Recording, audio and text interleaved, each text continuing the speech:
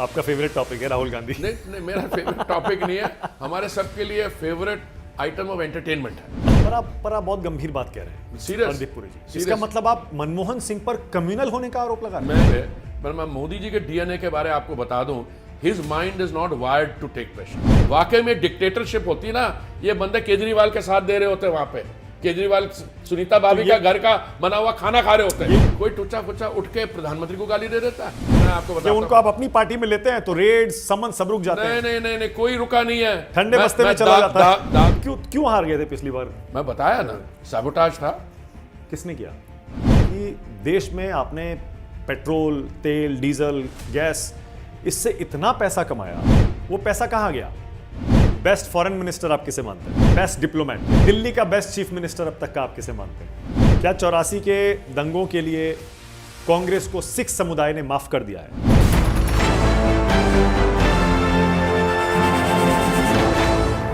नमस्कार, आप देख रहे हैं न्यूज 24। मैं हूं मानक गुप्ता। आज चाय वाला इंटरव्यू केंद्रीय मंत्री हरदीप सिंह पुरी का, जिन्हें पॉलिटिक्स में आए हुए सिर्फ 10 साल हुए हैं, लेकिन उससे पहले भी इंडियन फॉरेन सर्विस में ये दुनिया के कई देशों में भारत का झंडा बुलंद कर चुके हैं और आजकल राजनीति में इतनी तेज तर्रार पॉलिटिक्स करते हैं कि हर जगह छाए रहते हैं। बहुत स्वागत आपका चाय वाला इंटरव्यू में। हरदीप जी, कैसे हैं आप?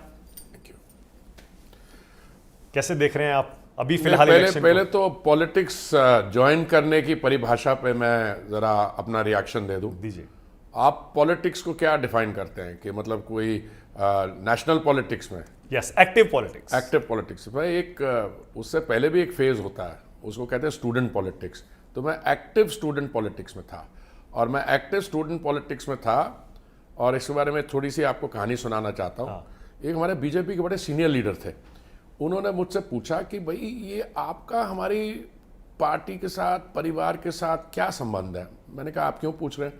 कि नहीं, पहली बार जब हम पॉलिटिक्स में आए तो हमने सुना था कि जब हमारे नेता लोग बाहर जाते हैं, लंदन, न्यूयॉर्क, तो आपके यहाँ रहते हैं।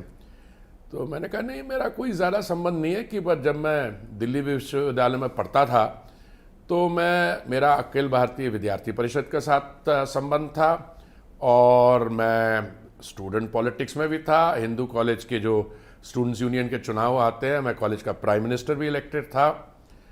तो कौन से साल में था? मैंने कहा 1971। तो ये सीनियर लीडर ने कहा कि मैं तो पैदा नहीं हुआ था।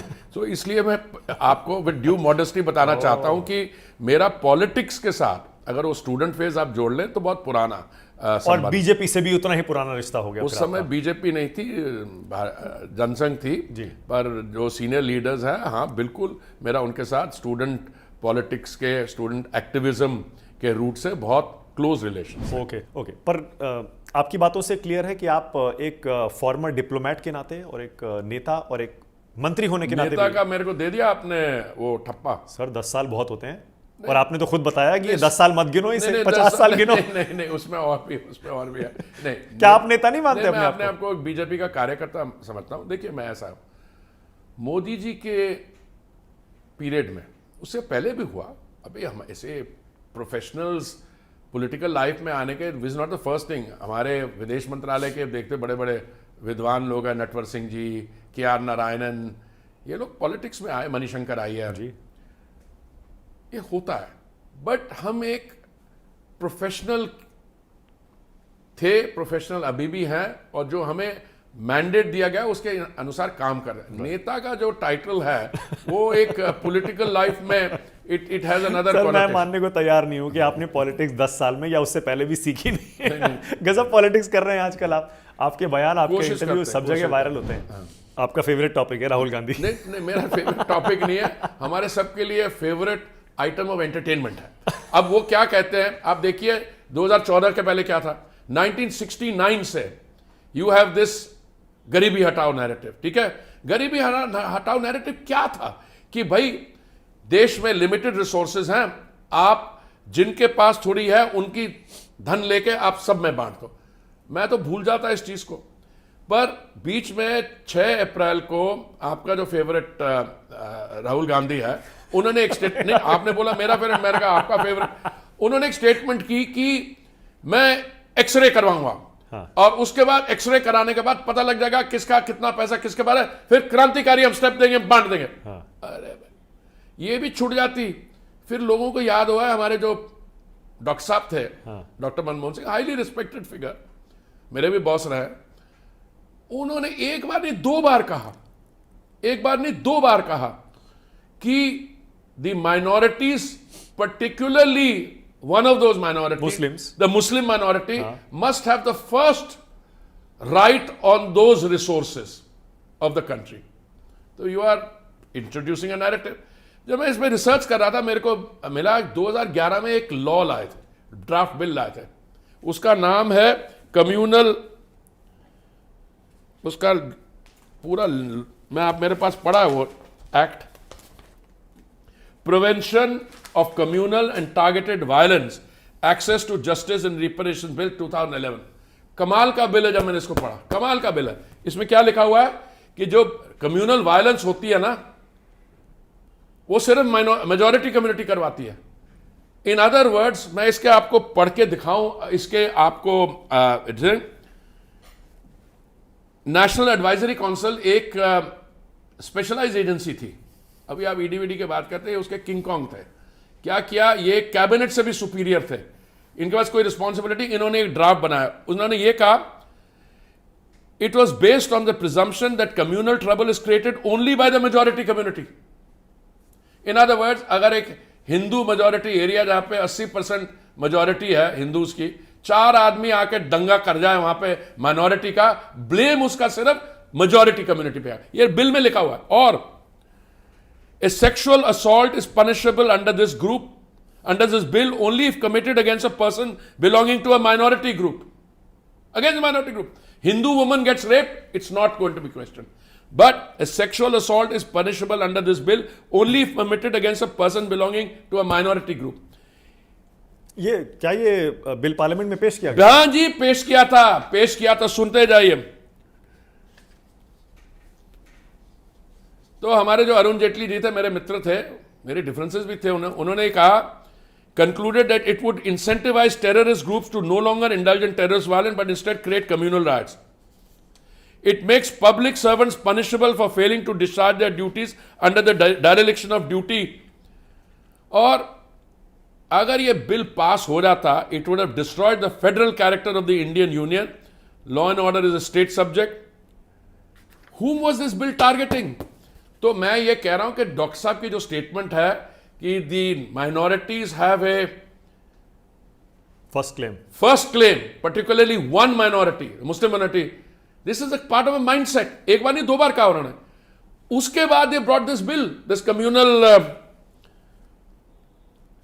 prevention of communal and targeted violence, access to justice and reparations bill 2011। ये mindset है। देखो, तो मनमोहन सिंह जी के बारे में आप क्या सोचते हैं? वैसे लोग तो बड़ी तारीफ करते हैं, बड़े बहुत अच्छे नेता थे, बहुत पढ़े लिखे थे, आर्थिक उदारीकरण आर्थिक वो भी था, और एक अम्मा अच्छे इंसान थे, बोलते हैं अम्मा के टोटल कंट्रोल में थे। पर जो कम्युनिस्ट आइडियोलॉजी जो इन्फिल्ट्रेट कर गई थी वहां पे, उसका ये असर है कि जो रिसोर्सेज हैं उसको मैं एक्सरे करवाऊंगा, कर दूंगा। अरे भाई, इनहेरिटेंस लॉ का देखिए, एक इनहेरिटेंस लॉ था जो सैम पित्रोदा ने कहा। सैम पित्रोदा, पर उन्होंने सफाई दे दी, बाद में दी सफाई। पर ऐसा हुआ एक बार, जब इंदिरा जी के बाद $173,000 का जो इनको वो मिलना था, तो राजीव जी ने उस समय वो इनहेरिटेंस एक्ट था उसको खत्म कर दिया। तो अपने पे जब आया परिवार का पैसा, वो नहीं खोना चाहते। मैं आपको सिर्फ एक पॉइंट कर रहा हूं, जो भी देखिए, हम लोग इसको देश इतना सीरियसली क्यों नहीं ले रहा, क्योंकि कोई भी यहां पे वोटर या आप जैसे सीनियर जर्नलिस्ट या कोई कमेंटेटर ये मानने को तैयार नहीं कि ये सत्ता में आने वाले हैं। इनको कहना कि हम आ जाएंगे, दैट इज डिल्यूशनल। हम आ जाएंगे तो ये कर, अब जो मर्जी कर सकते हो, 1 लाख रुपया दे देंगे महिलाओं को, ये कर देंगे, पुट दैट असाइड।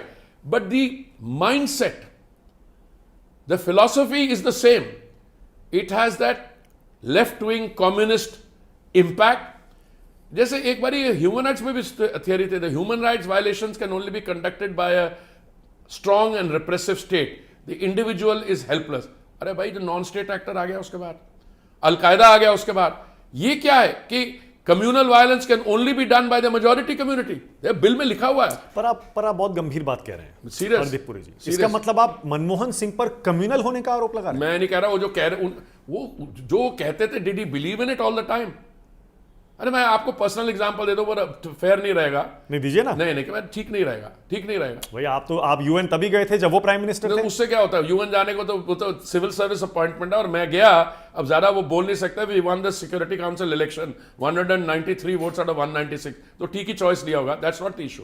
मैं ये कह रहा हूं कि बहुत उस जमाने की जो चीजें हैं, अगर आप उसको फास्ट फॉरवर्ड करके 2011 से 2024 तक ले आते हैं, तो उसके इंप्लीकेशंस क्या है। अब जैसे उसमें बोल गए उस दिन 6 अप्रैल को स्पीच में, क्या फटाफट खटाखट, क्या खटाखट मैं गरीबी दूर कर दूंगा, एक हाथ से गरीबी दूर कर। जब मैं बोलता हूं तो मोदी कांपता है, क्या बोल रहा है, क्या बोल रहा है। और वो दिल्ली में टिकट दे दिया टुकड़े गैंग वाले को, कन्हैया अंकल को, दिल्ली में वो। पर प्राइम मिनिस्टर ने भी ये मंगलसूत्र वाली बात जो उठाई, उन्होंने क्या कहा, मंगलसूत्र छीन लेंगे, घुसपैठियों को दे देंगे, उनको दे देंगे जिनके ज्यादा बच्चे हैं। आप देखिए स्टेटमेंट्स इन रिएक्शन, उसको एक तरफ छोड़िए, कहां से आ रहा है और क्यों आ रहा है।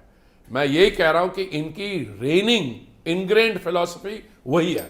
वो क्या है कि resources need to be distributed, ये कम्युनिस्ट फिलॉसफी की फाउंडेशन है। पर इसमें धर्म वाला एंगल क्यों लाए? धर्म वाला एंगल उनके कांग्रेस के मैनिफेस्टो में कहीं लिखा नहीं है किसके कि हम लेके मुसलमानों को दे देंगे। मुस्लिम शब्द है ही नहीं। वो तो पॉलिटिकल डिस्कोर्स एक बार चल पड़ता है यार। पॉलिटिकल डिस्कोर्स में आप कहेंगे आपकी जैकेट बड़ी खराब है, इसका ये नहीं है, मैं कहूंगी आपकी कौन सी अच्छी है जैकेट, मेरी ब्लू है, आपकी ग्रे है, उसको छोड़िए, वो अलग की स्टेटमेंट्स है। ये जो बात की है 6 अप्रैल को उन्होंने, और जो डिस्ट्रीब्यूट, फिर पेट्रोजा जी ने खुद कहा कि इनके कहने पे कहा, उन्होंने कहा नहीं हमने नहीं कुछ कहा, वो उन्होंने अपने आप स्टेटमेंट दे दी, फिर उन्होंने सफाई दे दी।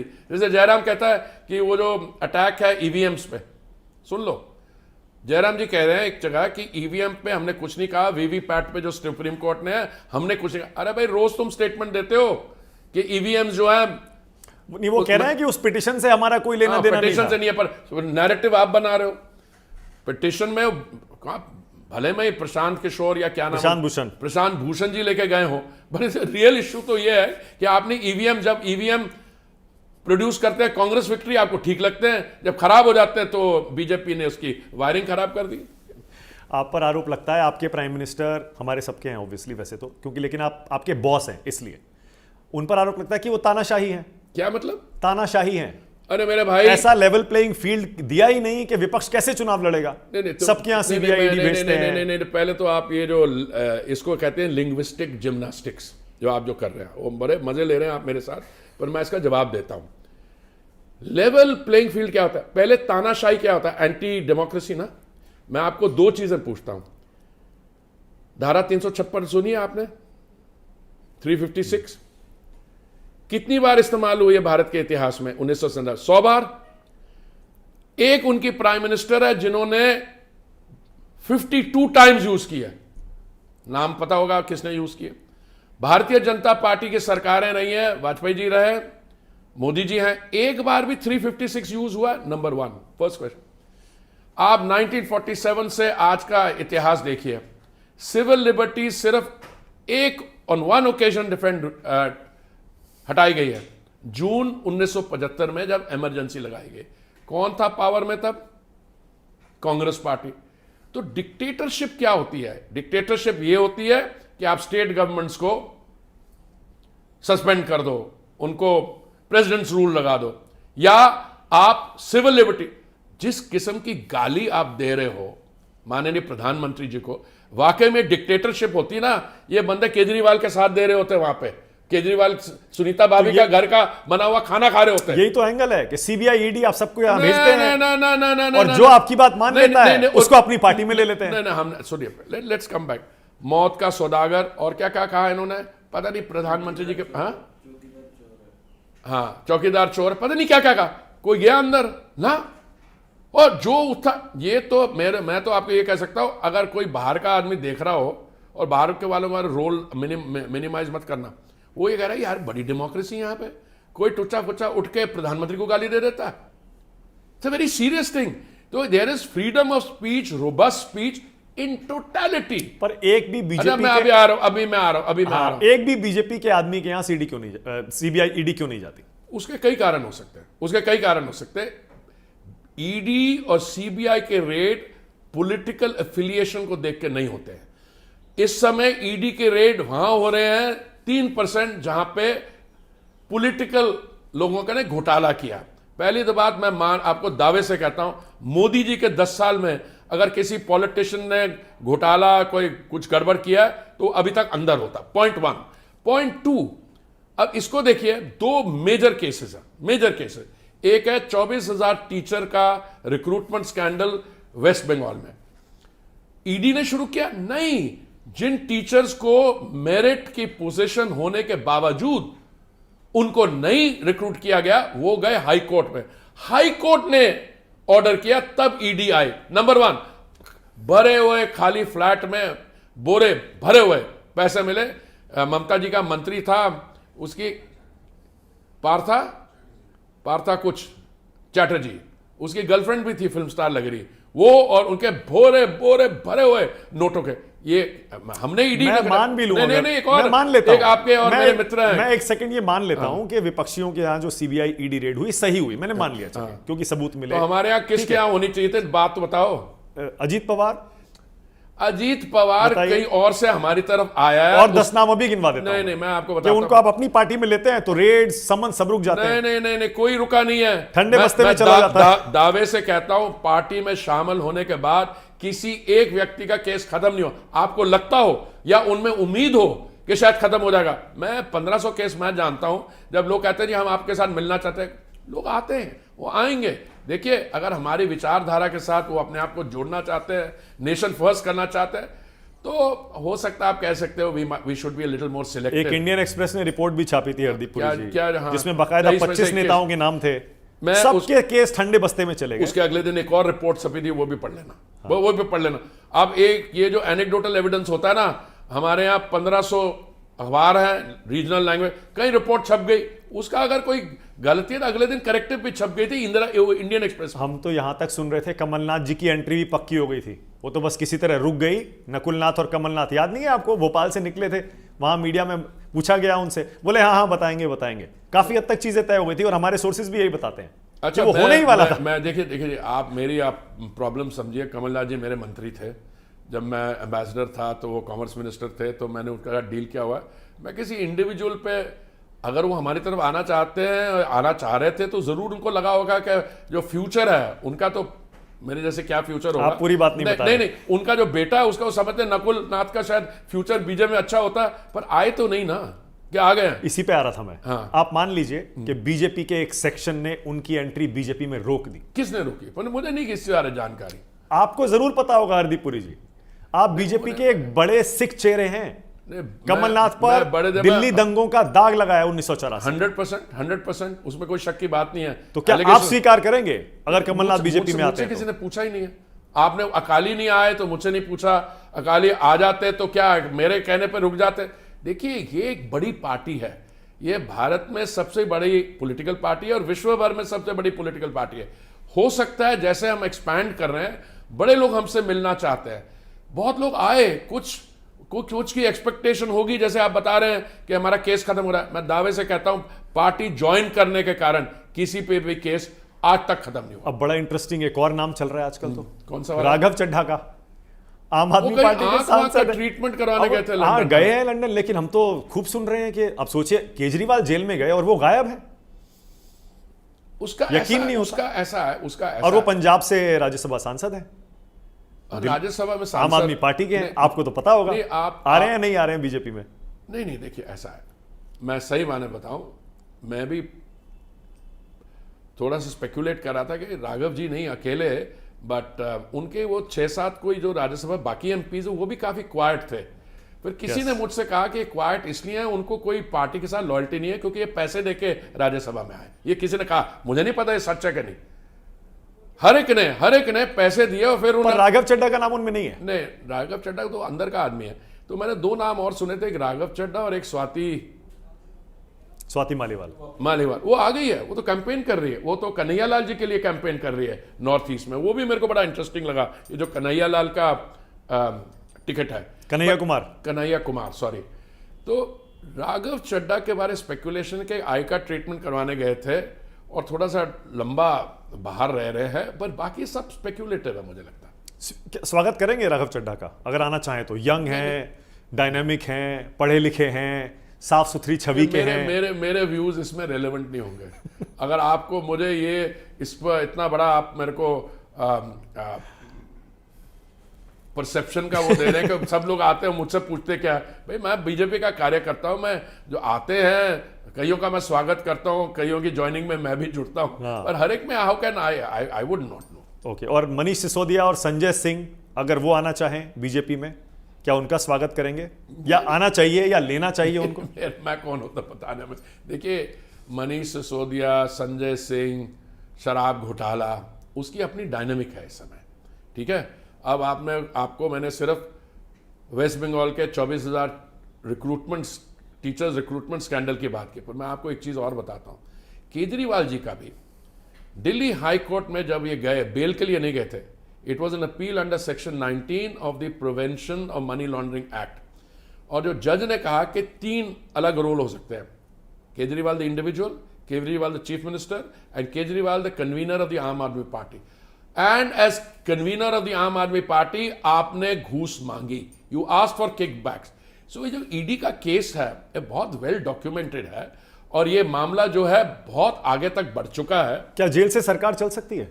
मेरे हिसाब से तो नहीं चल सकती। मेरे हिसाब से तो जेल से बाहर से तब भी नहीं चला पा रहे थे। मुझे भी लग रहा था कोई वो रवि नायर लिकर का काम कर गया, कोई और जल बोर्ड की चीटिंग कर गया। कल मेरे को देखा कोई स्ट्रिक्चर पड़ा उनको कि वो स्कूल्स में टेक्स्ट बुक्स नहीं प्रोवाइड किए थे।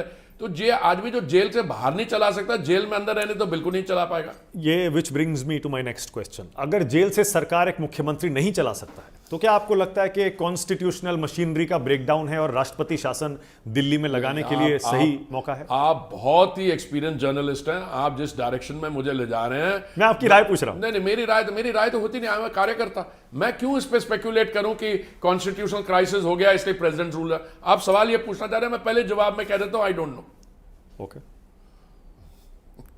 पर जवाब क्या देंगे जब सुनीता केजरीवाल उतरती हैं प्रचार में और कहती हैं, भाभी जी तो आने वाले हैं, वो कहती हैं कि मेरे पति को जेल में डाला, वोट से जवाब मिलेगा। नहीं, भाभी जी तो मैदान में आने वाली हैं, उसका आप बिल्कुल डाउट 1% भी नहीं। मतलब सीएम बनने वाली हैं? नहीं, देखिए, आपको क्या लगता है? नहीं, मुझे ये लगता है कि वो आम आदमी पार्टी जिसकी शुरुआत, जिसकी जेनेसिस शुरू हुई थी 2013 में रामलीला मैदान में, अन्ना हजारे जी ने जो करप्शन के खिलाफ आंदोलन चलाया था, उसमें शुरुआत हुई। उसमें क्या कहते रहे, मैं आम आदमी हूं, मैं कभी पॉलिटिकल पार्टी नहीं ज्वाइन करूंगा, कोई पॉलिटिकल पार्टी बनाऊंगा नहीं, मैं मफलर पहनूंगा, मेरी गाड़ी के ऊपर लाल बत्ती नहीं होगी, मैं पहुंच गया शीश महल। नंबर 1। नंबर 2, हम करप्शन के खिलाफ लड़ेंगे। अरे करप्शन के खिलाफ जो लड़े, करप्शन कौन कर रहा था उस समय? कांग्रेस पार्टी। तो मुझसे हाथ नहीं मिला रहे, गले लग गए उनके। नंबर 3, हम परिवारवाद के खिलाफ हैं, इसके खिलाफ है। अब अंकल की जेल में है, भाभी जी रिस्पॉन्सिबिलिटी संभालेंगे आपकी बाहर आके। वहां पे वो क्या कल्पना जी है, उन्होंने निर्णय ले लिया कुछ चुनाव लड़ेंगे। अब चुनाव में खुद लड़ेंगी, उनकी कंस्टिट्यूंसी में आएंगी, या ये न्यू दिल्ली सीट में खुद आ जाएंगी कैंडिडेट चेंज करके? ये सारी स्पेकुलेशन है। दिल्ली की जो राजनीतिक गॉसिप मिल है, जब मैं यूनिवर्सिटी में पढ़ता था तो रैम्बल में रात को लोग बैठा करते थे, रैम्बल रेस्टोरेंट था, सब पॉलिटिशियन, सब पार्टीज के बैठ के एक दूसरे को कहानियां सुना के। पर मान लीजिए हरदीप पुरी जी, दिल्ली में आप आम आदमी पार्टी को नहीं हरा पाते हैं विधानसभा चुनाव में, लोकसभा में हरा देते हैं लेकिन नहीं हरा पाए, वो ये इसीलिए तो आरोप लगाते हैं कि आप हरा नहीं पाते, इसीलिए उठा के आपने केजरीवाल जी को जेल में डाल दिया।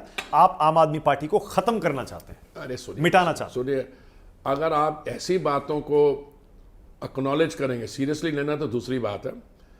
कोई इसमें से ऐसा काम नहीं हुआ जो बीजेपी ने किया। शराब का घोटाला क्या रवि नायर की जगह हमारे किसी आदमी ने जाके कंसेप्चुअलाइज किया था? विजय नायर की बात कर, और सॉरी, रवि नायर ने, विजय नायर उसने किया था।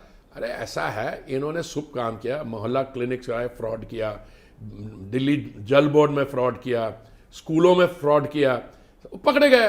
अब पकड़े गए तो बीजेपी इसमें क्या करे? अब जिन लोगों के सामने आप जाते हो, उनको कहते हो जी मैं फ्री ये कर दूंगा, फ्री वो कर दूंगा, उनके पास एक मॉडल है। आप 300 यूनिट बिजली की फ्री दे रहे हैं, माननीय प्रधानमंत्री जी क्या कह रहे हैं, हम हमसे सब्सिडी लीजिए, अपने घर के छत के ऊपर सोलर पैनल लगवाइए, उससे जो 300 यूनिट होगी अपने आपका खर्चा निकल आएगा, जो सरप्लस होगा उसको आप ग्रिड में दीजिए और हम आपको उसका पैसा देंगे, ईवी चार्जिंग स्टेशन भी आपके घर लगाने। देखिए, दो अलग मॉडल है। अगर आपका कहना है कि अगले चुनाव में, किसी भी चुनाव में, मुझे लगता है कि आम आदमी पार्टी ने जो इतना पैसा विज्ञापन पे खर्च किया, अब उन्होंने इतनी अपनी सेल्फ पब्लिसिटी करा ली, अब ये कहीं के लायक नहीं रहे, ना पंजाब में ना दिल्ली में। मतलब आप कह रहे हैं इस बार लोकसभा की 7 सीटें आप जीतेंगे डिस्पाइट कांग्रेस आम आदमी पार्टी अलायंस? 100%। और अगर पहले मेरे को डाउट था, अगर 1-2% वो क्या नाम है, कन्हैया कुमार, उसके आने से हो गया मेरे को डाउट, अब बिल्कुल डाउट खत्म हो गया। और विधानसभा चुनाव दिल्ली में जो इसके बाद होंगे 100% बीजेपी जीतेगी। पिछली बारी भी इतनी बातें बना रहे थे, हम 106 तक पहुंच ही गए थे। 106 हमारी सीटें हैं। नहीं, वो एमसीडी की बात नहीं कर रहा हूं मैं, विधानसभा भी कर लेंगे। विधानसभा में तो वो जबरदस्त बहुमत लेते हैं। वो तो उस समय अब देखिए क्या होता है। और पंजाब में क्या होगा हरदीपुरी जी? पंजाब में ऐसा है, पंजाब में वहां तो फंसा हुआ लग रहा है मामला, और आप लग रहा है रेस में है नहीं, मुकाबला कांग्रेस और आम आदमी पार्टी। नहीं, पहली बात तो यह है, रेस में हम पहले नहीं थे, अब रेस में हैं। पंजाब में 13 लोकसभा सीटें, हम 3 से ज़्यादा कभी लड़े नहीं, और 2 आती थी हमारी। इस बार हम 13 की 13 लड़ रहे हैं। अभी हमारे कैंडिडेट डिक्लेयर हो जाने दीजिए, मुझे पूरी उम्मीद है 5 से 6 आ जाएंगी हमारी। और अकाली दल से गठबंधन क्यों नहीं हो पाया? वो शुक्र है नहीं हो पाया। क्यों? अरे शुक्र है नहीं हो पाया ना। रेटी की डकैती वो करे, नशे की डकैती वो करे, छवि हमारी खराब हो। अरे भाई, ये कहाँ की राजनीति है? आप किसी भी राजनीतिक सिस्टम में अगर आप गठबंधन में जुड़ते हो तो आप जूनियर पार्टनर नहीं रह सकते। आप कांग्रेस को पूछना इस चुनाव के बाद, जहां पे आपने गठबंधन किया, आपने कितनी सीट मिली और कितनी जीते आप। देखिए, बीजेपी एक पैन इंडिया पार्टी है, दुनिया में सबसे बड़ी पार्टी है। हमारे जो वोटर इंथुजियाज्म मैं देख रहा हूं वेस्ट बंगाल में, वहां पे भी हमारी 6 सीट ज्यादा आने वाली है वेस्ट पहले से। अगर मैं दक्षिण में देख रहा हूं, वो वोटर इंथुजियाज्म देख रहा हूं, how much of it will translate into number of seats, I don't know। पर अकाली दल पर अगर इतने गंभीर आरोप आप लगाते हैं, मैं क्या लगाना, मैं तो शुरू से लगाता आ रहा हूं, मैंने तो भुगता हुआ उनका। देखिए, तो अलायंस था उनका तो बीजेपी के साथ अलायंस था, वो किसके फेवर में था? हमारे कुछ नेता लोग थे, उनकी बातों में आ गए थे। क्या था? अकाली दल ने हमें हर स्टेप पे लेट डाउन किया, हर स्टेप पे। अगर वो सीरियसली किसानों का इंटरेस्ट देखते हैं, कैबिनेट के अंदर बैठ के हरसिमरत जी ने सपोर्ट किया फार्म बिल्स को, मैं था वहां पे। बाहर आके जब उन्होंने देखा किसान नाराज हो गए तो उल्टा हो गए।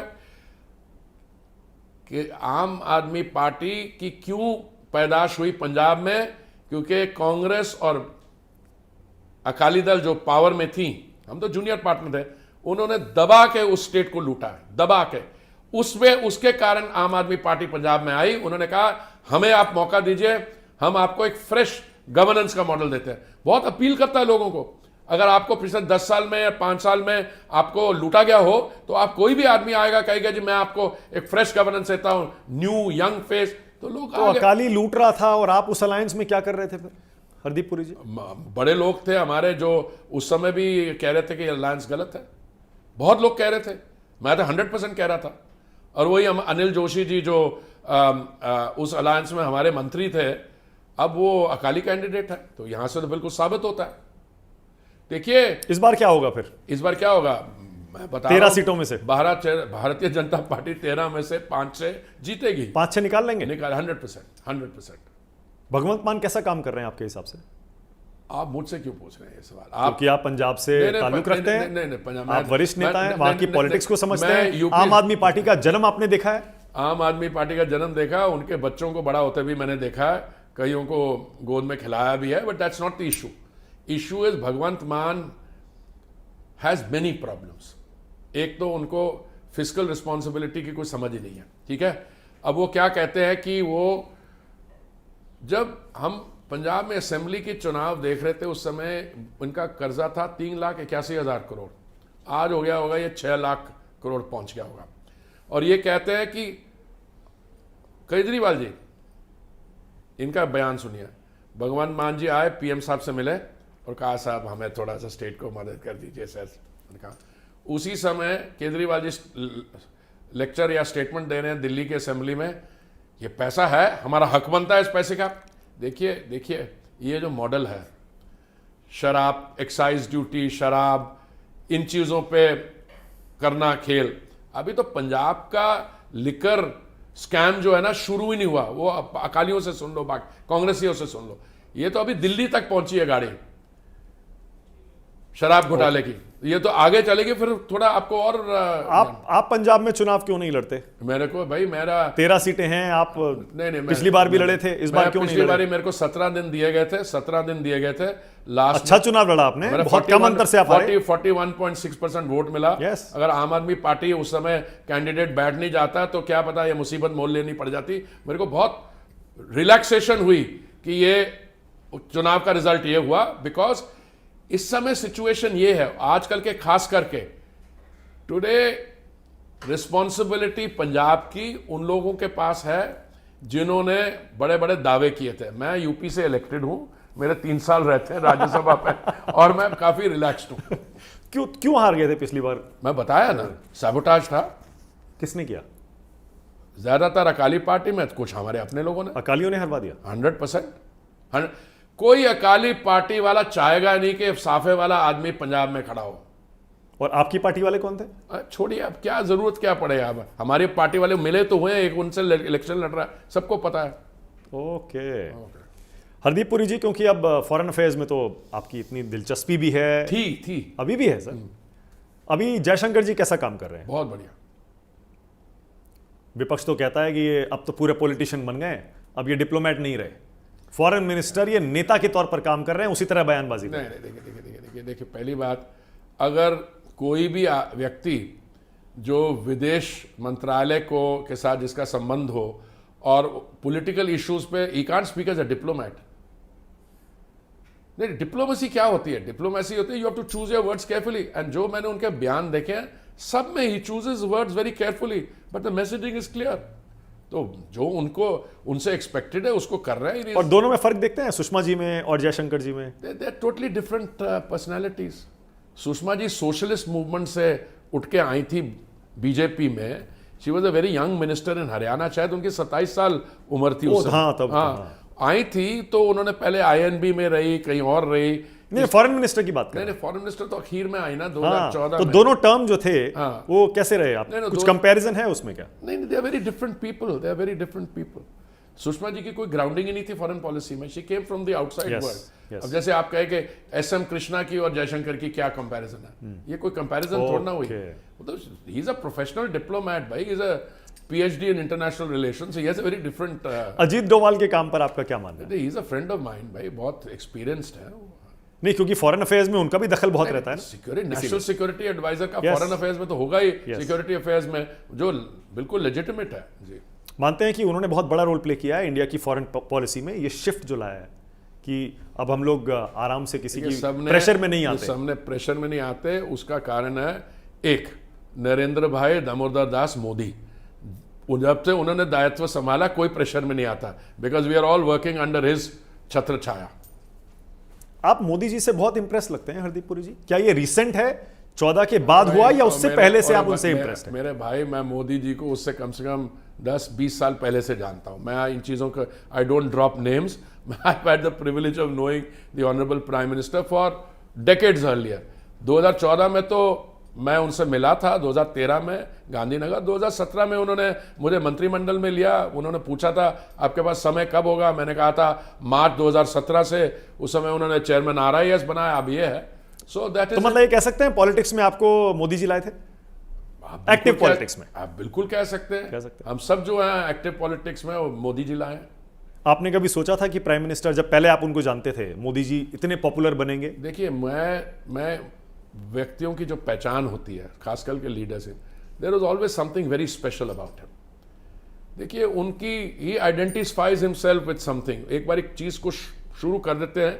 अब जैसे स्वच्छता कैंपेन है, महात्मा गांधी ने 1916 में उस स्वच्छता की बात की। मोदी जी जैसे गुजरात में मुख्यमंत्री बने, उन्होंने स्वच्छता कैंपेन शुरू कर दी। तो वो ही is a leader amongst leaders. Okay, क्योंकि अब आपकी मिनिस्ट्री से जुड़ा हुआ बहुत इंपॉर्टेंट सवाल जो विपक्ष भी बार बार उठाता है कि देश में आपने पेट्रोल, तेल, डीजल, गैस, इससे इतना पैसा कमाया आम आदमी पर एक्स्ट्रा टैक्स लगाकर, जबकि इंटरनेशनली रेट इतने कम हो गए, वो पैसा कहाँ गया? आपने आम आदमी को लूटा, यहां तक कहता है नहीं, ऐसा है। आम आदमी मीन्स कंज्यूमर, ठीक है ना, क्योंकि आम आदमी कहते हो कभी मुझे केजरीवाल याद आ जाता है बीच में, so I have to be careful. तो उसको लूटना तो बहुत मुश्किल है, वो लूट ही लाता है लोगों, बट नो, देखिए कंज्यूमर की बात करें, भारत एक ऐसा देश है, पिछले 3 साल में हमारे यहाँ एक ही देश है दुनिया में जहाँ पे दाम कम हुआ है। जब इंटरनेशनल प्राइस $19.56 से लेके $128 तक चला गया, और हमारे जो आसपास के देश हैं जैसे श्रीलंका, पाकिस्तान, यहाँ 70-80% दाम बढ़ गया, अमेरिका, यूके में 30-40% बढ़ गया, भारत एक देश है जहां दाम कम हुआ। ओके, ये हमने कैसे कम किया? वो ऐसे किया, 2 कारण। एक तो हमारे ओएमसीज जो हैं, ऑयल मार्केटिंग कंपनीज, इन्होंने जब अंडर रिकवरी भी हो रही थी, इन्होंने दाम बढ़ाया नहीं। तभी मैंने कई बार कहा, इनको सर्टिफिकेट दिया ऑफ गुड कॉर्पोरेट सिटीजन। दूसरा, केंद्रीय सरकार ने, माननीय प्रधानमंत्री जी ने 2 समय, नवंबर 2021 में और मई 2022 में हमारी सेंट्रल एक्साइज ड्यूटी कम कर दी, और बीजेपी के जो राज्य थे उन्होंने अपना वैट कम कर दिया। इससे क्या हुआ, देश में पेट्रोल और डीजल का दाम 16 रुपए और 13 रुपए एकदम कम आ गया। बीजेपी रूल स्टेट्स में बाकी स्टेट से 12-14 रुपए कम रहा पेट्रोल का दाम, और 8-9-10 रुपए कम रहा डीजल का दाम। इसलिए लूटने की बात, ये करने की बात, जब दाम इंटरनेशनल प्राइस स्टेबलाइज हुई, ऑयल मार्केटिंग कंपनीज ने अपनी रिकवरी शुरू कर दी। अंडर रिकवरी का मतलब नुकसान पे बेच रहे थी पहले। पर क्या होता है, एक साल आप अगर फायदे में रहते हो, अगले साल थोड़ा नुकसान होता है, कर लेते हो। अब पेट्रोल प्राइस में अंडर रिकवरी शायद नहीं है, पर डीजल में अभी भी मेरे को लगता है अंडर रिकवरी है। तो इसलिए ये कहना, ये किया, वो पैसा गया, कहां गया, सामने ये सब ऑडिटेड है। हाँ, पब्लिक सेक्टर कंपनीज जो हैं, खास करके oil marketing companies, highly successful हैं। और ये जो लोग पहले बातें कर रहे थे ये नेशनल एसेट्स को बेचने की, वो भी हम उस पर रोक लगा दी। तो फिर आपने ये बड़ा इंटरेस्टिंग डिस्कशन शुरू कर दिया। अब मुझे ये भी पूछना पड़ेगा फिर इतने टाइम फिर कांग्रेस की सरकार रही, आप फॉरेन सर्विस में रहे, तो क्या सारी कांग्रेस पार्टी की पॉलिसीज, फॉरेन पॉलिसीज, क्योंकि आप आईएफएस में थे, आप कभी अनकंफर्टेबल होते थे या आपको लगता था ठीक ठाक काम चल रहा है? मेरी जिंदगी सारी बीत गई वो अनकंफर्टेबल स्टेज में, तो मैंने इसके बारे में लिखा भी है, मैंने बात भी की है। देखिए, सिविल सर्वेंट का रोल होता है कि जो पॉलिसी ले डाउन की जाती है उसका इंप्लीमेंटेशन करना, पर जब भी हमें मौका मिला किसी चीज़ पे एडवाइस देने का, हमने कभी हेजिटेट नहीं किया। मैंने नहीं किया, और भी बहुत लोग हैं, मैं अकेला नहीं हूं। पर इनके कांग्रेस के लीडर हैं, उनका नाम अगर कहे तो मैं बता देता हूं, पर उन्होंने कहा था, but we treated him very well. We मतलब Congress party treated me very well जब बीजेपी आया। तो मैंने कहा, अंकल मैं तो यूपीएससी के एग्जाम पास करके आया था, आपके ट्रीटमेंट से क्या मतलब है? मतलब मैं इम्तिहान पास किया, मैंने क्वालिफाई किया। कौन से लीडर थे? किसकी बात कर? सलमान खुर्शीद जी की बात कर, वो मेरे दोस्त हैं। तो उन्होंने कहा, but we treated him very well. मैं बताता हूं क्या कहना चाह रहे थे। वो शायद ये कहना चाह रहे थे, वो फॉरेन मिनिस्टर थे, आपको इन्होंने यूएन भेजा था, यूपीए गवर्नमेंट में मेरा परमानेंट रिप्रेजेंटेटिव बना के। उन्होंने क्या भेजा था, मैं उसका बता दूं कहानी। मेरे को यूएन पहुंचते पहुंचते काफी समय लग गया था, क्योंकि मैं यूएन इन्होंने नहीं भेजा था। मैं पहले जिनीवा में भी पीआर था, फिर मैं और जगह भी रहा हूँ, लंदन भी रहा हूँ। तो उनका कहने का मतलब ये था कि कोई आदमी जो who has reasonable success, any officer in a Congress government, why did he join the BJP? That is the issue. So I had to remind him कि I had an association prior to that. But because civil servants are not supposed to be part of any political party, तो I bided my time. पर मैं 2009 में जब लोकसभा चुनाव होने वाले थे, उस समय also I offer to resign and contest the election. मतलब 2009 में मैं अभी पहुंचा नहीं था वहां पे न्यूयॉर्क। ओके। तो जब मैं दिल्ली में सचिव बन के आया, I was secretary economic relation, तो उसके दौरान जब न्यूयॉर्क जाने से पहले मैं तो गया था अडवाणी जी को मिलने, और मैंने कहा था उस समय कि मेरे को आप टिकट दे दो यहाँ पे। कहाँ से? दिल्ली से? दिल्ली से ही मैं चाह रहा था, क्योंकि दिल्ली में मेरी पैदाश है। I was born brought up here, so that. तो उन्होंने कहा थोड़ा रुको। नहीं, उन्होंने ये नहीं कहा। उन्होंने जो कुछ भी नहीं कहा, टिकट नहीं दी, that's the main thing. Okay, यानी आप 2009 से आप चाहते थे कि अरे मैं तो उससे पहले से चाहता था मेरे भाई, उससे पहले भी कई बार रिजाइन करने के चाहता था। वो किसी टाइम में मेरी बॉस बीवी ने रोक दिया, कभी किसी ने कहा नहीं यार अभी थोड़ा समय कर लो। मतलब कांग्रेस की सरकार में आप सहज नहीं थे, नहीं, मैं ठीक ठाक था, ऐसी भी कोई बात नहीं। आप अनकंफर्टेबल जोन की बात कर रहे थे ना, राइट। पॉलिसीज के साथ जो डिस्कम्फर्ट होता है, मैं उसके बारे में बात कर रहा तो क्या हूं। Congress very successful career in the foreign service. Of course.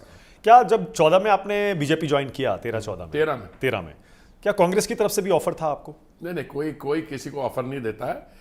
Congress वालों को पता था कि मैं उधर ही जाएंगे, मैं दूसरी तरफ जा रहा हूं, इसलिए उनको कोई ऑफर देने की जरूरत ही नहीं थी। ओके। जब आप यूएन गए उसके बाद क्या आपको लगा उस समय जो इंडिया की इमेज थी यूएन में, इंटरनेशनल वर्ल्ड में, और उसके बाद 14 से 24 में जो बदली है, बहुत फर्क आया है क्या? देखिए ऐसा नहीं होता, ये इमेज और ये चीज़ें बहुत सब्जेक्टिव होती हैं। सब्जेक्टिव क्यों होती है कि कोई एक समय आता है, बहुत अच्छा काम करते हैं आप, जैसे अभी G20 की अध्यक्षता की माननीय प्रधानमंत्री जी, तो एक डीपली डिवाइडेड वर्ल्ड में he was able to play the unifier, and इसलिए इंडिया स्टॉक जो ऑलरेडी हाई है, देखिए 2014 के बाद स्टॉक बढ़ता जा रहा है, पर उसमें भी स्पर्ट्स आते हैं, ठीक है। तो ऐसा है कि दुनिया में जो देशों के बीच रिश्ते होते हैं, interstate relations, they are based on hard reality, economic reality, they are based on border negotiations, they are based on economic give and take, free trade agreements, so and so. By and large you can say 2014 के बाद जब से मोदी जी ने दायित्व संभाला, हमारी जो international community में स्टैंडिंग है, हमें लोग ज़्यादा सीरियसली लेते हैं। ज़्यादा सीरियसली लेने का मतलब यह है कि अगर हम कुछ कहते हैं तो they will not be able to brush us aside. इसका मतलब ये होता है कि हम हर समय ऐसी चीज़ें नहीं कह पाएंगे जिससे आप लोग खुश हों। Very often we have to take a stand जिससे लोग नाराज भी होंगे। अब नेबरहुड में चीन के साथ, अमेरिका के साथ, बाय एंड लार्ज जो पुरानी पॉलिसी थी, it was one of exercising choices which are comfortable. चलने दो, नहीं चलने दो, थोड़ी सी बात करो, थोड़ी सी हल्ला मचाओ। जब मैं यूएन में मेरी पोस्टिंग हुई है तो हम सिक्योरिटी काउंसिल की मेंबरशिप के लिए कैंडिडेट बने, and we won that election with a record vote. I think we got something like 193 out of 196 or something like that, कुछ ऐसे वोट जितनी पड़ी थी। तो बट ओवरऑल मैं कहूँगा सबसे हमारे जो लो पॉइंट्स थे इंटरनेशनल रिलेशन में, इमीडिएटली आफ्टर इंडिपेंडेंस पंडित जी वो कश्मीर का मुद्दा जो है उसको यूएन ले गए, ठीक है, और बाकी चीज़ें की उन्होंने, जिससे ऐसा लगा कि ये कंट्री जो है, आप इंटरनेशनल मीडिएशन, यूएन की आप मीडिएशन चाह रहे हैं। 2014 के बाद एक तो जो नेबरहुड में सॉलिड मैसेज गया, क्या मैसेज था कि आप यहां आएंगे और हमारे यहां क्रॉस बॉर्डर टेररिज्म करेंगे तो we will give you a befitting response. ये जो Balakot, Pulwama etcetera, I am fast forward. But एक और चीज हुई है, हमारी अर्थव्यवस्था जो है, it has been steadily rising. और मेरी आपको ये सबमिशन है कि when you are strong economically you can also afford to set the pace. मेरा ये कहने का मतलब नहीं है कि पिछली सरकार के दौरान कुछ अच्छी चीजें नहीं, बहुत अच्छी चीजें हुई है ओवर एन प्रोट्रैक्टेड पीरियड, मैं बिल्कुल उससे डिट्रैक्ट नहीं करना चाहता। But in a compressed 10 year phase मैं कहता हूं 2014 के बाद हुआ, that is qualitatively of a higher quality and some of the faults of the past have been. For instance, border infrastructure बनाना। पहले क्या था, वो कह रहे जी हम बॉर्डर में सड़कें इसलिए नहीं बनाएंगे क्योंकि अगर हम बॉर्डर सड़कें बनाएंगे जो हमारे एनिमी है वो अंदर आ जाएंगे जल्दी। अरे नहीं भाई, you have to fortify, now you settle villages, they are not the last, they are the first village. तो जो मोदी जी के जो कार्यक्रम है, that means both on the economic front, foreign policy, security front, in all respects You have made major strides. Okay, आपने कहा कि भारत अब टफ स्टैंड लेने के लिए काबिल भी हो गया है और लेता भी है। नहीं, जहां जरूरत पड़े, जहां जरूरत पड़े। It's not that you have to be tough to beat for the sake of toughness. Absolutely. क्या उसमें एक टफ स्टैंड वो भी था जब हमने रशिया यूक्रेन वॉर के दौरान यूएस और यूरोपियन यूनियन के प्रेशर के बावजूद रशिया से ऑयल खरीदना जारी रखा? बिल्कुल था, बट मैं उसको टफ स्टैंड नहीं कहता हूं। मुझसे कई लोगों ने पूछा कि आप पे दबाव था। मैंने कहा मैं तो एक छोटा सा मंत्री हूं मोदी जी की टीम पे, पर मैं मोदी जी के डीएनए के बारे आपको बता दूं, his mind is not wired to take pressure, number 1। दूसरा, मैं आपको माफी चाहता हूं, मैं करेक्ट नहीं कर रहा हूं, कोई हमारे पे प्रेशर नहीं था, एक्सपेक्टेशन थी। सर पब्लिकली स्टेटमेंट्स आए हैं नहीं, उनके बाद में EU के यूएस के पब्लिकली आए हैं? नहीं, कोई स्टेटमेंट नहीं है उनका। अभी यूएस असिस्टेंट सेक्रेटरी हैं, उनका नाम मेरे को याद है, जेफ पायट। उन्होंने कहा कि हमने कभी इंडिया को नहीं बोला नहीं खरीदने, उन्होंने हमें यह कहा था कि आप खरीदिए पर कम दाम पे खरीदिए। और उन्होंने क्या किया था कि उन्होंने कहा था कि प्राइस कैप है, कि इस प्राइस कैप के अंदर खरीदिए। अच्छा, मुझसे आप पूछिए, if I am patriotic and well meaning Indian, मैं नहीं चाहूंगा कम दाम में खरीदने। बिल्कुल खरीदो। तो मेरे को और हमने कम में खरीदा है, तो वही तो मैं उसी पे आ रहा हूं, I am coming to that. जहां तक उनकी यूरोपियन और बाकी सैंक्शंस की बात है, एक शब्द है अंग्रेजी भाषा में जो मैं यूज नहीं करना चाहता हूं, जयशंकर जी बहुत यूज करते हैं उस वर्ड को। वो कह रहे हैं कि जो कच्चा तेल पाइपलाइन में रूस से हंगरी आएगा, that will be exempt from sanctions. जो कच्चा तेल है रूस से चीन जाएगा, that will be exempt from sanctions. ठीक है, तो सैंक्शन फिर किसके लगे यार? भारत पे? अरे हमने क्या किया, वो क्या एक इंग्लिश में एक्सप्रेशन होता है, we just showed them the mirror, कि देख लो भैया, किसी ने नहीं बोला। हाँ, अगर एक और भी बात है, आपका प्रश्न बिल्कुल सही है जी। उनको उस नौबत तक पहुंचने ही नहीं दिया। उनको पता था अगर हमें कहते ना खरीदो, हमको था, हम मना कर देंगे, आप मना कर देंगे। मैंने कई बार बोला, और एक बार नहीं, दुनिया भर में आप जैसे वरिष्ठ एंकर्स के साथ, एक क्या था वो CNN का कोई एंकर थी, बेकी एंडरसन या CNBC, मुझे याद नहीं, उसने बोला don't you feel any sense of, वो शेम वर्ड यूज करना था, कि buying. I said what, I work for a democratically elected prime minister. His only moral duty is to the Indian citizen.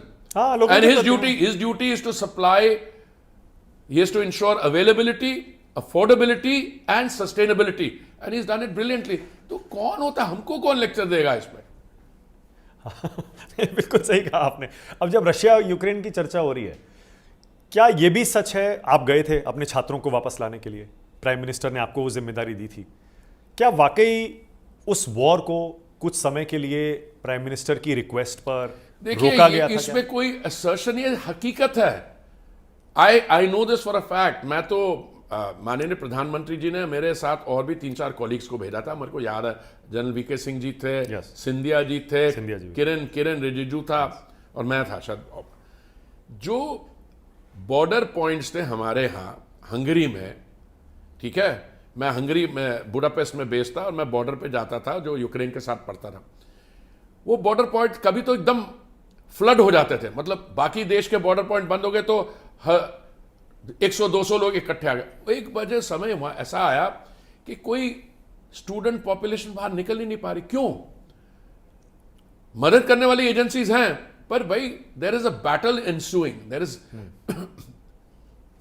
Shots are being fired, कहीं भी कुछ भी हो सकता है। आप मतलब बस में बैठिए और कोई शेल उसमें गिरे तो इट्स नॉट। तो देखिए, what is the objective is to get your students out, but in a safe manner. तो what's one stage, I know, मतलब डेट याद नहीं आ रहा, भाई आ जाएगा।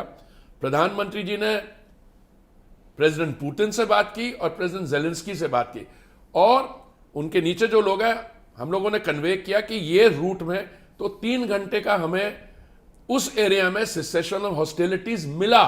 तो अगर प्रधानमंत्री जी ये बात नहीं करते, दैट्स हाइपोथेटिकल। कितने दिन के लिए मिला?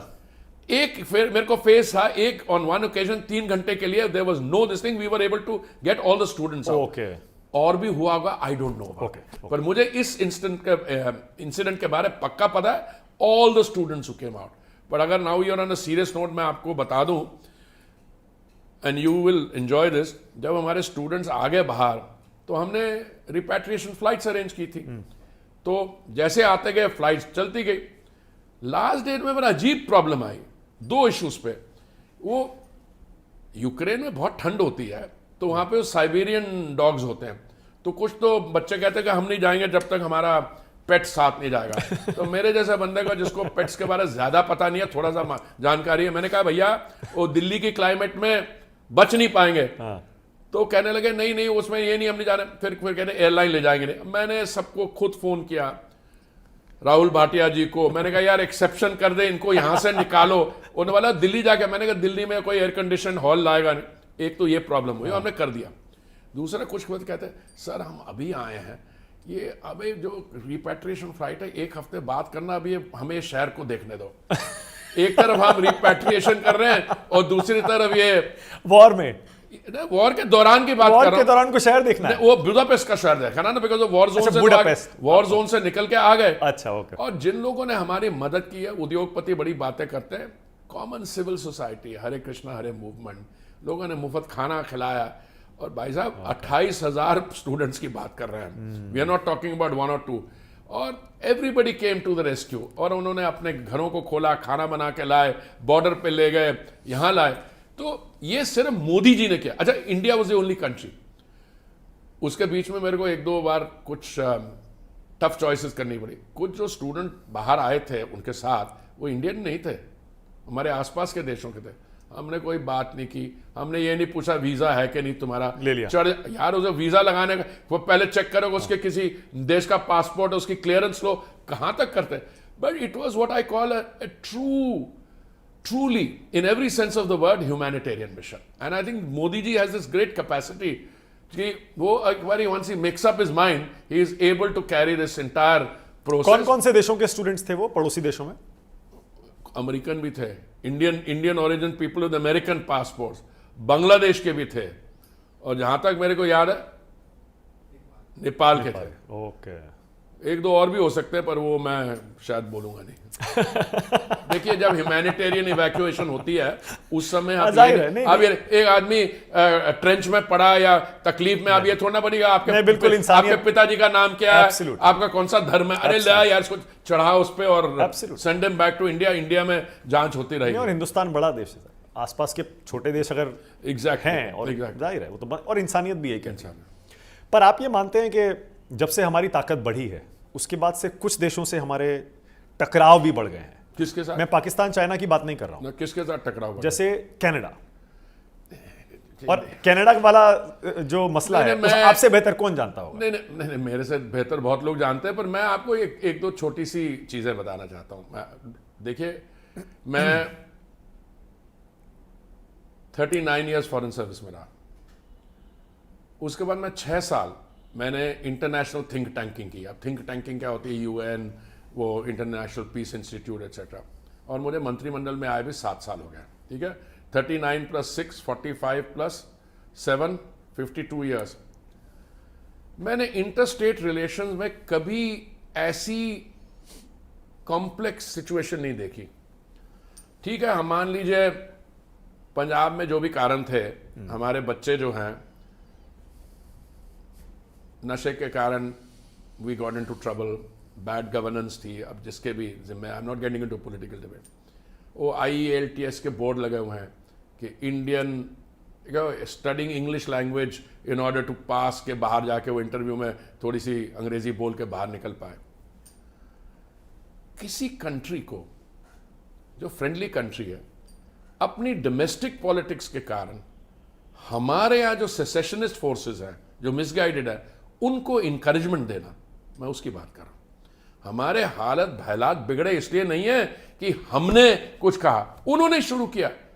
अब मान लीजिए मैं लंदन में रहा हूं और इंडिया हाउस के सामने प्रोटेस्ट होते थे, पर आपको चढ़ के वहां पे तोड़फोड़ करना शुरू कर दें, और जैसे कनाडा में इन्होंने किया, जो इंडियन डिप्लोमेट्स के साथ किया, तो वैसे ये दिस भारत की एक विशेषता है। हमें कुछ ज़्यादा करना नहीं है, हमें कुछ ज़्यादा करना नहीं है।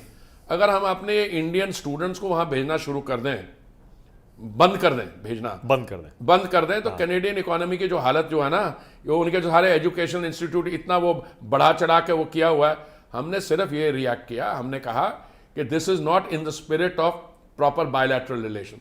अच्छा, जो लोग यहां से भागे हुए हैं उसमें से ड्रग ट्रैफिकर्स हैं, पता नहीं और कौन लोग हैं। अब उनकी आपस की लड़ाई अगर होती है तो हम कहां बीच में पड़ रहे हैं? तो वहां के प्राइम मिनिस्टर डोमेस्टिक पॉलिटिक्स की वजह से मैं ये नहीं कह रहा that is the only reason, but जरूर डोमेस्टिक पॉलिटिक्स का एंगल है उसमें और था, और हमने यही किया था। We are willing to deal with it on a, अगर आप मान लीजिए आपको हमारे बारे कोई नाराजगी है कुछ है, we can inquire into it and we can give वो यू तो द कह रहे हैं रिस्पांस। कि नहीं आपने कुछ लोगों को भेज के, एजेंट्स को भेज के वहां तो पर आपको मैं मर्डर करवाया। मैं तो अरे सुनिए यार, मैं तो 52 इयर्स की बात कर रहा हूं, ये हमारी कल्चर में नहीं है, हमारे कल्चर में नहीं है ऐसी चीजें करना, और जो करना होता है etcetera, that is a very different issue.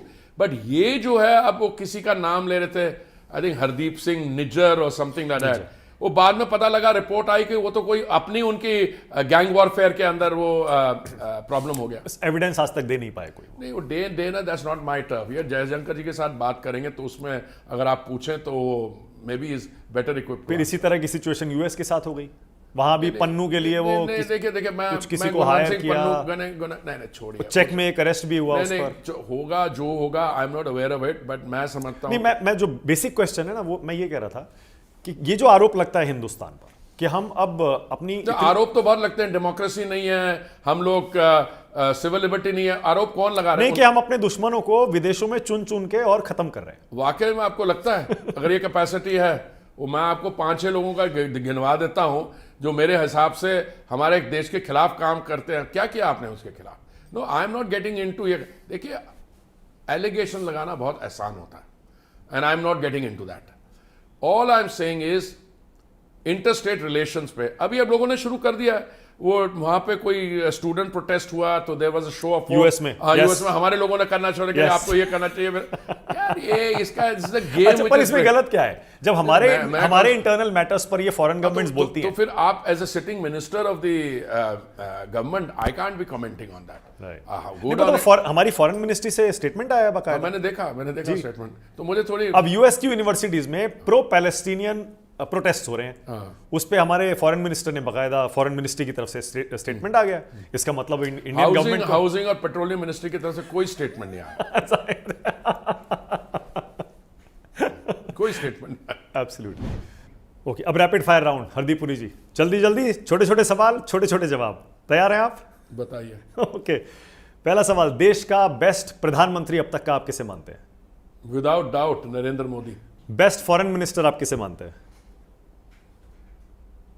बहुत मुश्किल है, लंबी लिस्ट है। नहीं इसमें बड़ी लंबी लिस्ट है, बट कुछ लोग जो क्वालिफाई करेंगे उस लिस्ट में Okay, कई आप लोग 2-3 नाम लेना चाहते हैं? नहीं अलग अलग जनरेशंस के बताता हूं, अलग अलग जनरेशन के बताता हूं। अभी के समय में certainly S Jaishankar is one of them, Okay. Certainly without doubt. Okay.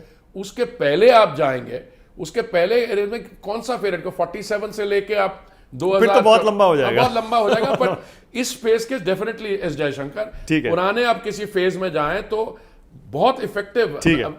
Pranab Mukherjee का नाम आएगा मुखर्जी, पिछले उसके पहले बहुत जाएंगे तो कभी एमसी चावला का नाम है। इसलिए ये क्वेश्चन 75 साल के इतिहास में नहीं पूछा। ठीक है। ओके, बेस्ट डिप्लोमेट आप अब तक का किसे मानते हैं? बेस्ट डिप्लोमेट नहीं, बेस्ट इंडिया का कि दुनिया भर इंडिया का?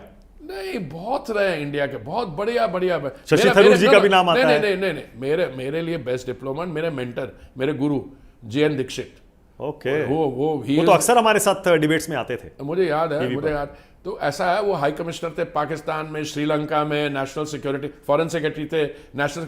तो मैं उस बस थोड़ा सब्जेक्टिव है, ऐसे कई लोग क्वालिफाई करेंगे। Okay, शशि थरूर जी कैसे डिप्लोमेट थे? वो डिप्लोमेट है ही नहीं, पहले तो थे। कभी नहीं था, वो कभी नहीं था। यूनिवर्सिटी पढ़ के वो कहीं UN सिस्टम में चला गया, डिप्लोमा फॉरेन ऑफिस में कभी था ही नहीं वो।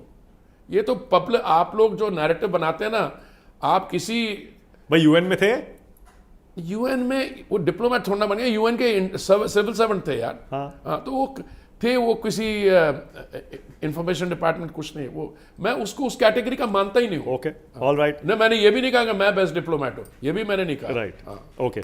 देश का बेस्ट स्पीकर आप किसे मानते हैं? सबसे अच्छा भाषण देने वाला? ओ यू मीन ओरेटरी में? Yes. Again yes, I think Narendra Modi would be very high. Okay. Best political mind किसे मानते हैं? चाणक्य। यस, चाणक्य। हिस्टोरिकल, किसी का भी नाम ले सकते चाणक्य, हिस्टोरिकल। राजनीति के चाणक्य? नहीं, बहुत है, देखिए ऐसा है, बहुत लोग। Amit Shah, very high, very Sharad Pawar, Ahmed Patel, नहीं, नरेंद्र मोदी? नहीं, ये पॉलिटिकल जो बात आप कर रहे हैं, इसमें Ahmed Patel is a backroom person. Yes. Sharad Pawar is a leader, मानता हूं, but I would say Amit Shah ji जो हैं, he is what I call cerebral thinking politician, जो जरूर जिस कैटेगरी में आप लाना चाह रहे हो उसमें बहुत हाई ठीक क्वालिफाइड है, ओके। दिल्ली का बेस्ट चीफ मिनिस्टर अब तक का आप किसे मानते हैं? अगेन ये बहुत लंबा इतिहास हो जाएगा। मैं केजरीवाल को तो डेफिनेटली नहीं मानता, डेफिनेटली नहीं। पंजाब का बेस्ट चीफ मिनिस्टर किसे मानते हैं? देखिए इसमें भी बहुत लंबा इतिहास हो जाएगा। आप जाए प्रताप सिंह कैरों पे पहुंच जाए, कहीं आगे पहुंच जाए, इसको मत। ठीक है। क्या पेट्रोल भारत में महंगा है? मेरे हिसाब से दुनिया के हिसाब से तो सस्ता है। अब प्राइम मिनिस्टर की या इस सरकार की बेस्ट स्कीम आप कौन सी मानते हैं? क्योंकि उज्ज्वला, नहीं, घर, शौचालय, जनधन, इन सब की चर्चा होती है। देखिए बहुत सारी माननीय प्रधानमंत्री जी की योजनाएं हैं जो बहुत ही सफल है। आवास योजना 4 करोड़ आवास बनाए, सैंक्शन किए। अभी उन्होंने कहा 3 करोड़ और करेंगे। शौचालय बनाना, उज्ज्वला, स्वनिधि स्कीम, 65 लाख रेडी पटरी पे जो अपना व्यापार करते हैं उनके लिए। उज्ज्वला का आपने बात किया, उज्ज्वला तो आपके मंत्रालय का है। मेरे से ये कई विपक्ष कहता है फेल है, लोग रिफिल ही नहीं करवाते उसे। बेकार की बात करते हैं। 10 करोड़ 28 लाख हमने कैंप दिए। एवरेज यूटिलाइजेशन 3.9 सिलेंडर है, 4 जो नॉर्मल फैमिली के। विपक्ष जो कहते हैं ना, इसको आप अगर सीरियसली लेंगे तो आपका क्वालिटी ऑफ कंसिडरेशन कम हो जाता है। ओके, लोकसभा या राज्यसभा आप क्या प्रेफर करेंगे? राज्यसभा में हूं, मैं प्रेफर क्या करूंगा? पंजाब या दिल्ली? नहीं, मैं कह रहा हूं कि मैं तो राज्यसभा में हूं ऑलरेडी। पंजाब या दिल्ली? दिल्ली में, दिल्ली का पैदा आप समझ रहे हैं मैं क्या पूछना चाह रहा मैं हूं? पूछ रहा हूं। मनमोहन या मोदी? मोदी डेफिनेटली। ओके। क्या 84 के दंगों के लिए कांग्रेस को सिख समुदाय ने माफ कर दिया है? नहीं, सिख समुदाय बड़ा इमोशनल वो है, बहुत हम लोग इमोशनल लोग हैं। ज़्यादातर सिख कम्युनिटी के जो यंगस्टर्स हैं उनकी पैदाइश 84 के बाद हुई है। वो जो पहले वाले मेरे जनरेशन के, उन्होंने किसी कभी ने माफ किया और कभी करेंगे भी नहीं। क्या बीजेपी हिंदू पार्टी है?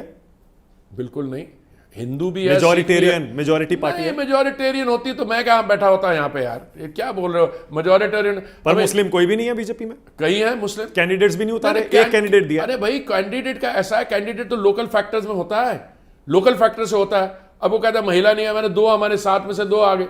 हाँ नहीं, सुनो, इशू इज वेरी सिंपल। हमारे यहाँ बहुत मुस्लिम्स हैं, स्पोक्समैन देखिए, वो कभी क्या नाम है, शहजाद जी आ जाते हैं, कभी कोई आ जाता है।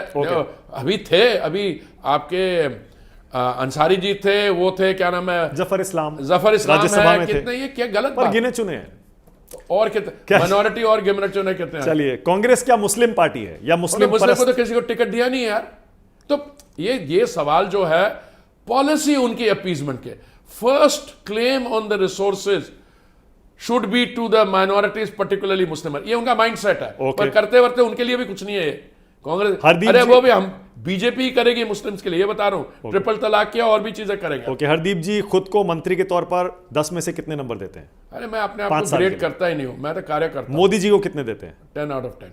राहुल गांधी को कितने देते हैं नेता के तौर पर? अभी तो नेता के तौर पे तो अभी लॉन्च हो रहा है यार, रीलॉन्च हो रहा है। अभी लॉन्च तो होने दो। भारत जोड़ो यात्रा 2 बार उन्होंने निकाली, हजारों किलोमीटर पैदल चल रही है। उसके बीच में गायब हो जाते हैं साथ। पर गंभीरता से लेते हैं आप उनको? भारत जोड़ो का कोई असर हुआ है आपके हिसाब से? मैं कौन होता हूं? मैं तो एक बीजेपी का कार्य करता हूं। मैं तो उनको धन्यवाद करता हूं कि हमें एंटरटेन रखते हैं। दिल्ली के 6 उम्मीदवार बीजेपी ने क्यों बदल दिए? क्योंकि हम फ्रेश फेसेस लाना चाहते हैं। एंटी इनकम्बेंसी तो वजह नहीं है? अरे एमपी के कौन सी एंटी इनकम्बेंसी होती है यार? वो तो सरकार की होती है, एमपी थोड़ा एंटी इनकम्बेंसी। क्या राहुल गांधी अगर अमेठी रायबरेली से लड़े तो जीत पाएंगे? ये देखिए, तो वहां के मतदाता करेंगे। मेरे को नहीं लगता जीत पाएंगे, तभी तो इतना लेट कर रहे हैं। क्या प्रियंका गांधी जीत पाएंगी? प्रियंका तो फील्ड में नहीं आ रही, जीत कहां से पाएंगी? कांग्रेस की इस बुरी हालत का जिम्मेदार आप किसे मानते हैं? मैं कांग्रेस की जो मेन रूलिंग फैमिली उसी को मानता हूं। ओके, अब मैं कुछ नाम लूंगा हरदीप पुरी जी, जो पहला थॉट आपके जहन में आता है वो बताना है। सैम पित्रोदा, वो जो आदमी जिसके सफेद बाल और काली वो है, वो वाला, उसके बात कर रहे हो? वो भाई रिटायर्ड प्रोफेसर है यार, बोलता रहता है, बोलने दो उसको। गंभीरता से नहीं लेते आप? मैं किसका? इनहेरिटेंस टैक्स का। मणिशंकर अय्यर। क्यों बुलवाते हो? मणिशंकर अय्यर मेरे सीनियर कॉलीग थे फॉरेन सर्विस, मैं कुछ नहीं कह सकता। कमाल है। अब तो आप पॉलिटिक्स में हैं, वो भी पॉलिटिक्स में है, वो कांग्रेस में है, आप बीजेपी में हैं। बीजेपी तो कहती है, आपकी पार्टी का स्टैंड है, मणिशंकर अय्यर बीजेपी को फायदा पहुंचाते हैं। उन्होंने आके अमृतसर में मेरे खिलाफ कैंपेन भी किया था, पर मेरे एक एथिक्स है, मैं अपने बॉस के खिलाफ कभी बोलता नहीं। Okay, Digvijaya Singh. I feel sorry for him. ऐसा क्यों? रोज ऊटपटांग के स्टेटमेंट दे देते हैं कुछ इधर की उधर की। राहुल गांधी। राहुल गांधी, मैंने बोला ना, युवा नेता waiting to be relaunch. Priyanka Gandhi. अरे उस बड़ा बहुत लोगों को ये एक तरह से अरमान है कि उनको पॉलिटिक्स में आने नहीं दिया उन्होंने। पोटेंशियल है, होता तो पता लग जाता। बीच में वो यूपी का क्या उनको सैबोटाज किया किसी ने, आप ये कह रहे हैं? नहीं मैंने कहा वो मदर और वो इटालियन फैमिली में apparently they prefer the sons. Sonia Gandhi. Sonia Gandhi के बारे में क्या सोचते हैं? भाई बहुत उनकी कंट्रीब्यूशन है, अपना देश छोड़ के आई यहाँ पे, she is devoted us whole. I am full of admiration for Manmohan Singh. Full of admiration. Okay, I am admiration for Sonia Gandhi. Yes absolutely, because देखो अपना वो इतना वो संभाल रही है कांग्रेस पार्टी का पूरा पॉलिटिकल सिस्टम अपने, she is guiding it. Manmohan Singh. भाई मैं क्या कहूँ, तो मेरे प्राइम मिनिस्टर रहे हैं। ओके, अटल बिहारी वाजपेयी। अरे वो तो one of the tallest leaders. Narasimha Rao. Again very very wise man. Arvind Kejriwal. आप ये क्या कहते हैं, इतने लेवल से जाके कहाँ आप पहुंच गए आप? नरेंद्र मोदी। मैंने बोला 10 out of 10। Amit Shah. Very strong political antenna and a great doer. Sushma Swaraj. भाई I had the privilege of knowing her, बस। S Jaishankar. He is a very valued colleague. Bhagwant Mann. अब फिर क्या मैं आपको बताऊं, आप एक लेवल से जाकर फिर आपको कर। सुखबीर बादल। मैं उनको ज्यादा जानता नहीं हूं। Varun Gandhi. Shows promise. Maneka Gandhi. I know her very well. Indira Gandhi. मैं उनको मिला था जब मैं स्टूडेंट पॉलिटिक्स में था। बात कर रहा हूँ मैं 1971 की या कुछ। तो दिल्ली यूनिवर्सिटी के कुछ स्टूडेंट लीडर्स को उन्होंने साउथ ब्लॉक बुला के वी हैड अ मीटिंग। बहुत she was an activist doer. और जो 71 का हमारा हुआ था उसके आसपास की बात है। बट देखा जाए जो इमरजेंसी लगी ना, उसके बाद सारा whole assessment of Indira Gandhi, बड़े हमारे लोग थे, उन्होंने इंदिरा इज दुर्गा अपने शुरू में कहा था, पर इमरजेंसी के बाद तो her place in history has been erased by her. Blue star तो ब्लू स्टार के लिए क्या उनको दोषी मानते हैं? 100%। कोई सेल्फ रिस्पेक्टिंग सिख मेरे को ये बोल जाए कि he doesn't hold a responsible, then whom do you want to hold responsible?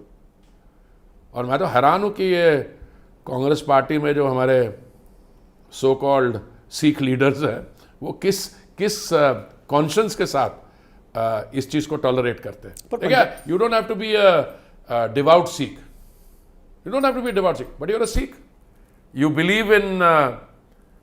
पर सिख कम्युनिटी तो कांग्रेस को वोट देती है। पंजाब में सरकार भी बनाई कितनी बार। अब मैं उस सिख कम्युनिटी जो देती है, ये सवाल आपको उनसे पूछना चाहिए। आपने मुझसे सवाल पूछा, मैंने अपनी okay. Thank you so much Hardeep Puri. Thank you ji, मुझे बहुत मजा आया आपके साथ। मुझे भी बहुत मजा आया। Thank you so much. Thank you, धन्यवाद।